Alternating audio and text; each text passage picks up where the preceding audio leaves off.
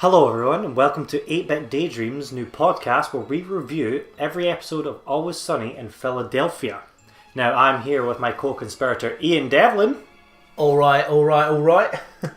And we've decided to take on the mammoth task of watching every episode of Always Sunny in Philadelphia. It is a ridiculous task to take on, isn't it? There is a lot of episodes, my friend. You're talking at least 70 odd episodes. At least. At least that's a true statement. You reckon double that or something? So we're thinking we're going to go episode by episode through, compare each episode and get the definitive list of best to worst episodes of Always Sunny in Philadelphia. So with this being a pilot, we've decided that we're not really sure, so we just picked an episode that we knew we enjoyed and we're just going to, at the end, we're going to guess roughly where it will be. We'll work it out as time goes, where it is. We might even have to rewatch it, have a quick chat about it again, come up to speed with it. Yeah. But just being the pilot, we thought we would go with an episode we enjoy rather than picking one at like starting at the start and just not really knowing what to talk about kind of thing. Yeah, true. So the episode we decided with was The Gang Buys a Boat. What an episode it is, by the way. Now, I think it's a good episode. It's one of those episodes I think you forget about, and when you go back and watch it, you realise it's actually one of the classics. I think you're right. I think when I first watched it, I had a good giggle at it, but it never really shook me. Do you know what I mean? But saying that, it does have a few moments in it. So let me give you a quick recap of the episode for those who might not remember. The name gives a lot away. The gang decides to buy a boat, but specifically Mac and Dennis buy the boat, and that creates friction between the other parts of the group. Charlie chips in with the boat as well. He chips in. He throws the last of his life savings in. Yeah, but how much is that really? Pennies. Yeah. So they buy the boat. Dennis, Mac go try to buy items for the boat, realising the expense, where you've got the other gang trying to fix up the boat. Left with all the dirty work in essence. Yeah. So, in your opinion, would you say that this is one of those episodes you could watch over and over again? I couldn't watch it every day, but I could definitely watch it a lot more than some of the episodes. If I was to put it on honesty. What's your favourite moment from the episode? So far, watching it, my favourite episode has got to be, and it's so corny. It's like when they're sitting and they're pretending to, what would I say if I could speak? They're trying to patronise each other. Yeah. And he's like, Dennis is, whatever. Like what Charlie said wasn't actually patronising. It was incredibly stupid, but it came from the heart. And he's like, I'm sorry. He's like, oh, I'm sorry. Like, pure takes the piss out of him. I feel like that's a moment we've all done. Like, it's like the ultimate way to mug your pal off, isn't it? Really, when you start doing a really deep voice and shaking your head at them. Yeah, that's good. What about you, man? What did you enjoy? I think, and I'm sure a lot of people would agree with this, my favourite moment is the first time you hear Dennis talk about the implication. No. Just the first time seeing that, I remember thinking that's really funny and just like totally getting it straight away. It's so dark. Like the first time I saw it, it actually made me feel a little cold. Like, I was just like, I'm actually uncomfortable, and like, I think Glenn Howerton and his delivery is absolutely incredible. There's something about when he goes into that dark mode as Dennis. Where his facial expression just stop and he stops having emotion. Eyes change as well. Like it's just, it's unbelievable. He just stops. It's creepy. And I think it's not the first episode you see is creepy, but it's the one that really starts to develop it. Yeah, it really starts to bring it in. Yeah, you really start to see it, and it's I particularly like it when there's a woman overhears them talking about the implication. He's like, "You wouldn't be in danger," and then Mac is like, "So these women are in danger?" He's like, "No." Why aren't you getting this? Absolutely incredible. Just one of those. Brilliant. Everyone's been in that point in their life as well. It's quite relatable in the sense of you're trying to explain something to like your pal or your missus and they just don't get it. Yeah. Or your parents. It was always your parents when you were growing up. You were trying to explain how something that happened at school, like away and getting slapped in the face, was funny, and like they're like, that's horrific, that's bullying, and you're like, no, it was really, it was funny. You had to be there. Like, he's a dick, I promise you. Like, you don't understand. He probably slapped tons of folk today. Like, it's really funny. He's like, no, it sounds like this boy. Like, you're like, oh mum. But everybody's been there, and it's like one of those. It's got that kind of double-edged sword where it's funny because what he's saying is so outlandish, but in the same token, you've been there. Like, it's a situation everybody's been in trying to explain. It's oddly relatable. And not the subject matter, but the situation. Oh, I found both quite. Also, another moment I really love, and again it's the implication, is when it's used on them when they're in the boat just at the end, and they're filled with all these kind of weird looking guys, and the guy just comes up to them and was like, "We're going to go out to sea. There's no laws on the sea." I really liked in that scene, and it really made me laugh more than it should, to the fact I was laughing before the punchline. See when they asked that guy how he lost his horn, he's like, diabetes. Because they're expecting some mad pirating accident or something. And then I like the way they push the joke as well. We're like, "Oh, we could get you a drink, but I suppose you can't have one because of the diabetes." The guy just shakes his head rather sad looking. Yeah. It's one of those you're just like, "Oh, mate." Yeah, it's good. Another thing from the episode, because this obviously has the implication that comes up later on, which is really fun. But there's another little thing that comes up later on, and it's the way Dee dances. Because the inflatable man, there's other episodes where she dances that way. Oh yes, because she does. She's learned it from the inflatable guy. One of the, this is completely like just changing the direction of this. One of the things I really like about this episode is it shows you the kind of dynamic that the gang has. It doesn't. It uses money as a kind of way to push it, but like as it goes on, you see it, and it's like every workplace has it. There's like the kind of higher tier workers who don't really do much. They're always there. They always have a great time at their work, and then you get the kind of next tier down, who they get a wee touch of the good times, like the way, what do you call it, Frank and Dia, they kind of get a touch of the good times, and then Charlie just gets shafted. He gets all the scum work at one point. Yeah, he does. At one point he's under the boat. Yeah. Admittedly because he lost the keys, but like... Well, I would argue that's not his fault because Frank throws him overhand. Well, I would say that's a perfectly acceptable way to throw. I've got Frank's back here. I do like the way that joke plays out where he's finding all this stuff, these treasures at the bottom of the ocean, and Dee sees him and he's like, "I've been throwing that out. You're picking up all the stuff I'm throwing away." It's the other thing as well, like if you've ever worked with somebody who's a bit dim and you've spent your whole day doing something and they've entirely undone it. Yeah. It's like, it's a feeling that as you've been there. I absolutely love. I don't know if it's it can't be the first time we see it. We would need to work out how far in we were. Yeah.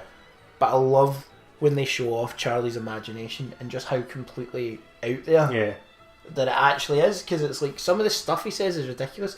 When he's like, it was maybe a pirate like brushing his hair and then jumped in the water and shot a horse. Like, how did he get to that? It's the way his logic and his brain works. Yeah, like he wholeheartedly believes what he's saying, and everyone else is like, oh, okay. Even when he finds like the teeth and he calls them horse teeth, like where did that come from? There's like the amazing episode where they go on The Price is Right. Yeah.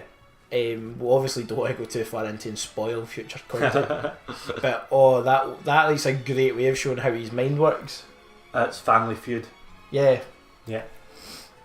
That's a good episode as well, which we'll get to at one point in the future.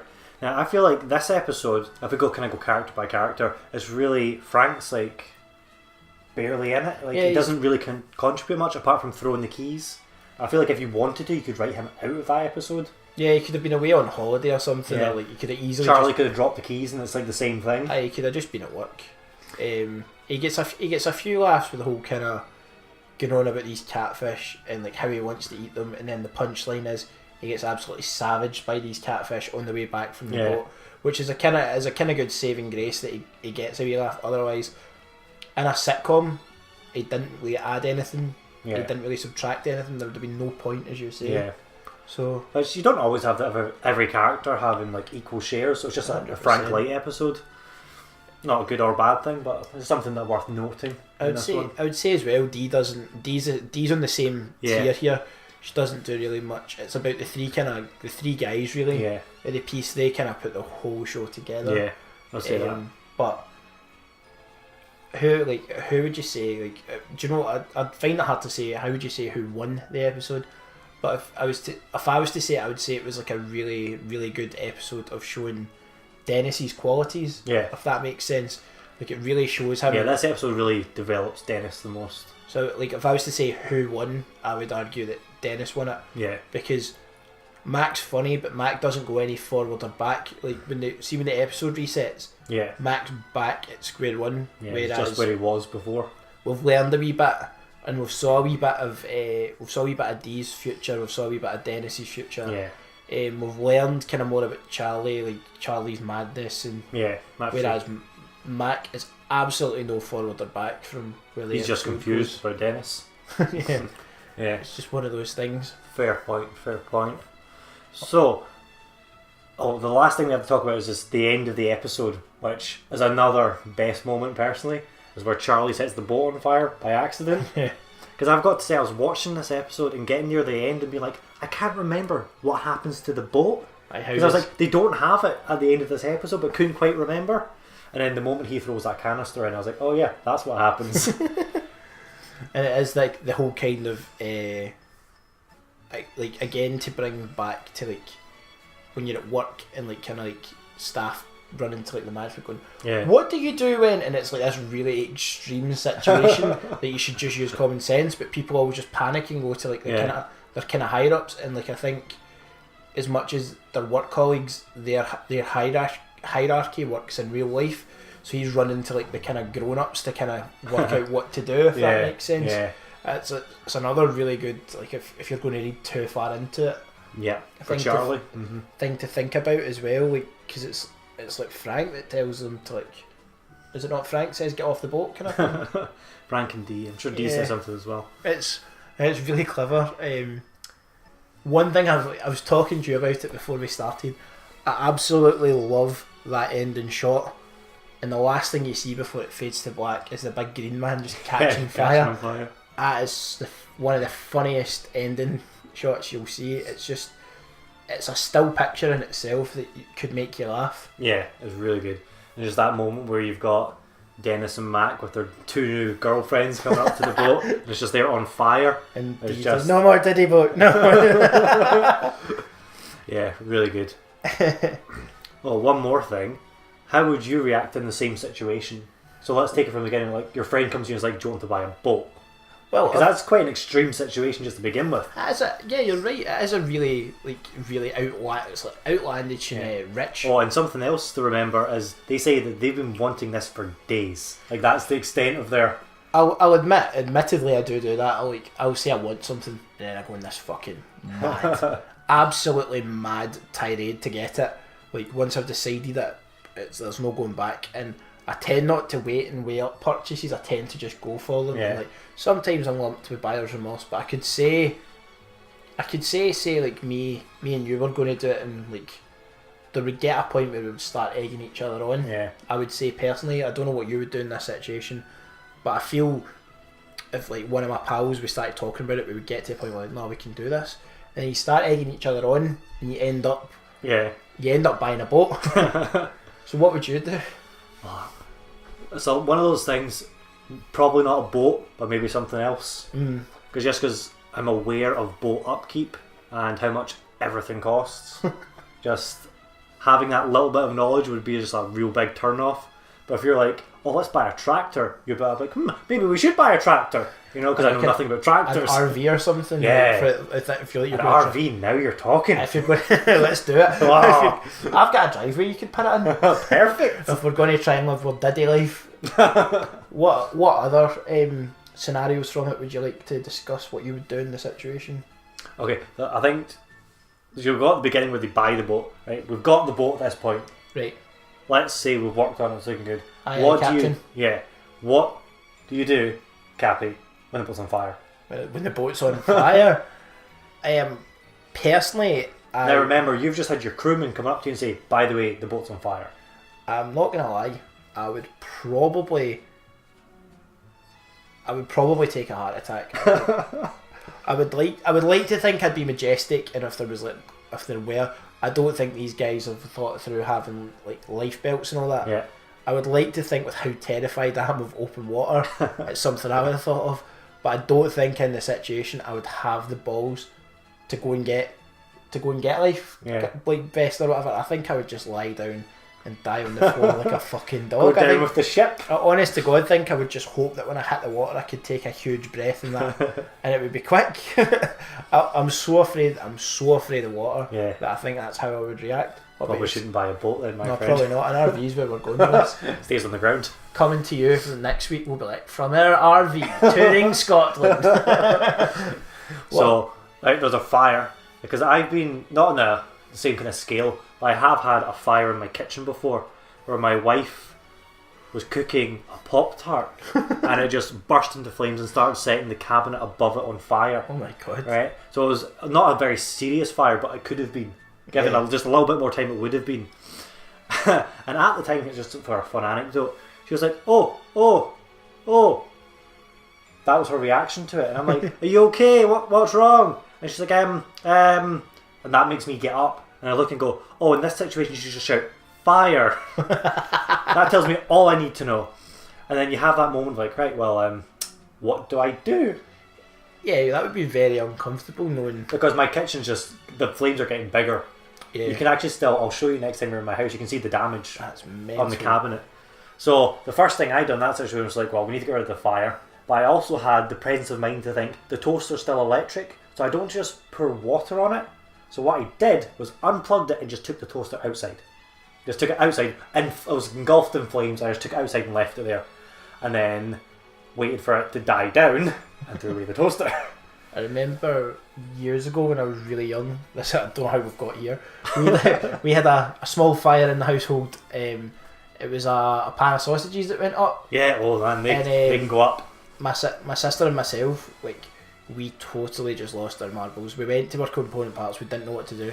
And my mum walked through, and I swear to God, did not bat an eyelid, did not flinch, turned the gas off, and the fire stopped. But this house we lived in, the whole top of the cooker, it was like, do you remember you got the old grills that went over the top? Yeah, exactly. The cooker. Well, all that was fucking wrecked. It was all like burnt all the way up. Yeah. The ceiling had fucking scorch marks around it. The wall behind it was ruined. And so was my mom's patience. But fortunately, we moved out. Not I don't know if it was too long after, but we moved out, and my mum got a nicer house. And you're not allowed to cook anymore. I'm allowed to cook now. I've won my trust back. But fuck me, was she angry? Oh, maybe one day we'll tell the story of the barbecue and the plastic table. Oh God, the gang have definitely had a barbecue, so we'll get there. So now it comes down to, where would you rate this episode out of all the episodes? The hard stuff. So this is the pilot episode, we're just going to give a rough idea.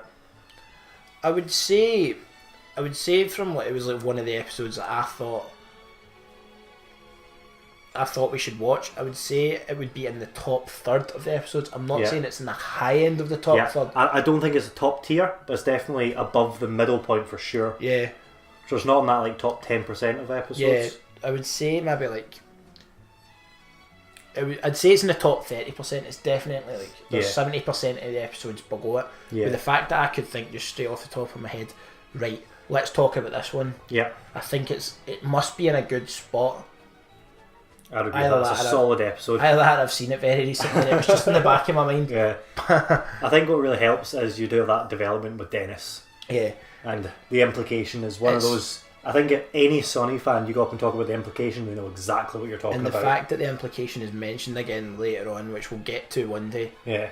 It's completely, you're just like, oh, this is still a thing. Yeah.